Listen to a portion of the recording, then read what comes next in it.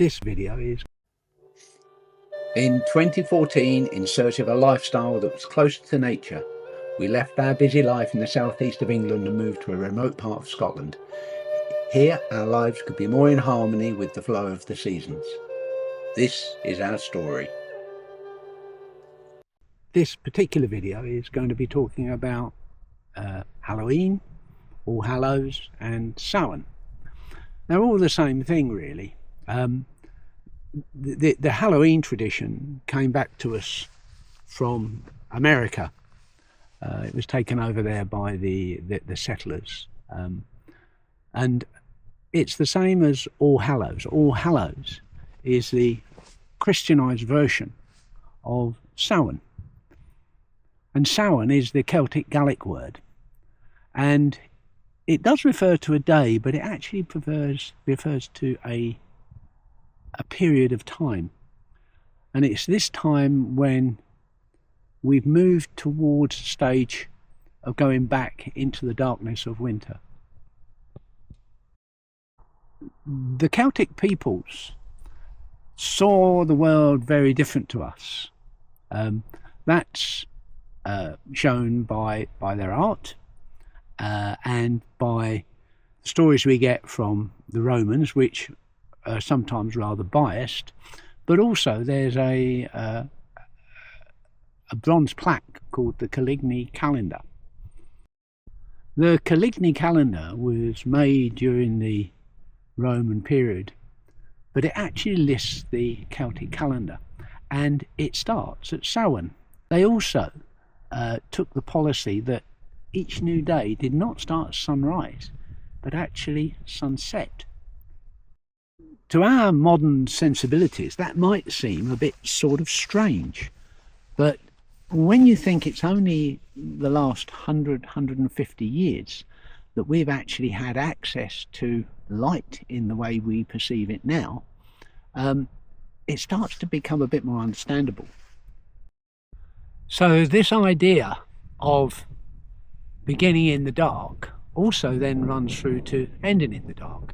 The whole of nature, we are nature in human form, but the whole of nature, whether I look at the trees around me, the grass, the animals, even the rocks themselves, everything comes into being, has a duration and then decays. Our landscape is made from the soil itself is made from ground up rocks that have decayed, and vegetable matter that has decayed. Everything has that cycle. We're born, as a Buddhist teacher of mine used to say, birth conditions death. And that is very much part, and was seen very clearly by the Celtic peoples, and is very much part of the beliefs that I have as a Druid. So, as I said earlier in this video, Halloween, All Hallows and Samhain are all the same thing. The thing about Samhain is that it's one of those times of the year, it's one of those festivals where the Celtic people and many modern Druids today feel the veil between this world and the next world is thin. And there's an opportunity to actually, in some ways, placate, but certainly honour those that have gone before, those that have passed through this world into the next. This is an incontrovertible fact. It's uncomfortable for many people to actually acknowledge that, and I understand that, because it means we step into the unknown. We actually don't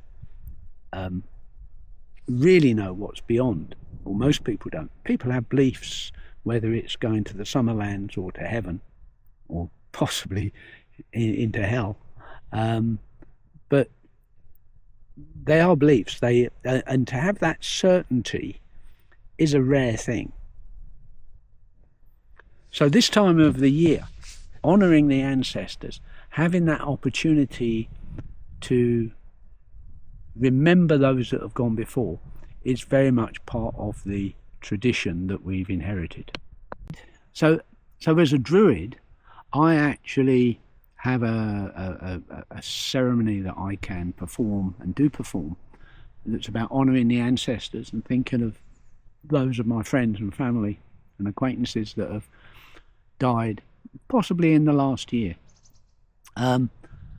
But what can you do? How can you honour this time of the year? Because I believe honouring the cycle of life is a really important aspect in bringing us into some form of harmony with the fact that we are intrinsically part of the web of life. Increasingly in our society, we are distanced. You know, the fact that I use technology, it's not lost upon me that is also just part of moving people away. But what I aim to do is to actually encourage you to get out, to encourage you to see the changing seasons. Find some way that is meaningful for you to acknowledge the changing seasons in the world around you, but also the changing seasons within yourself. So one really obvious and nice thing is to actually have a fire. If you've got the opportunity, have a fire outside, sit around. If you haven't got that opportunity, then light candles all around your room. Fire is such a primeval thing. It's a connection that we can share with people going right back 10, 20,000 years. Even the Neanderthals, there's evidence now that they actually had fire. How it was made, nobody knows, but they had fire 60, 70,000 years ago. So it's such a primeval thing. So light a fire. Spend a bit of time thinking about those that have passed over, those that have died, particularly in the more recent years, whether you know them, and also those people around the world, because we live in a world of conflict where countless people are being killed and dying before their time. Just sit and contemplate for a little while how fortunate we are to still be part of this wonderful life that we lead. You might think that your life is less than perfect, and you might look back and you might look into yourself and see things that you feel are holding you back. And one of the nice things to do at this particular time of the year is to actually write that down on a piece of paper. That which you no longer need, that which is holding you back, and cast it into the fire, burn it in a candle flame. And if you do that symbolically, a symbolic act to let go of that which binds you. And finally, this is the time of gestation. This is the time of bringing those little ideas that may have been running around in your head for years or months, and actually starting to pay a bit more attention to them.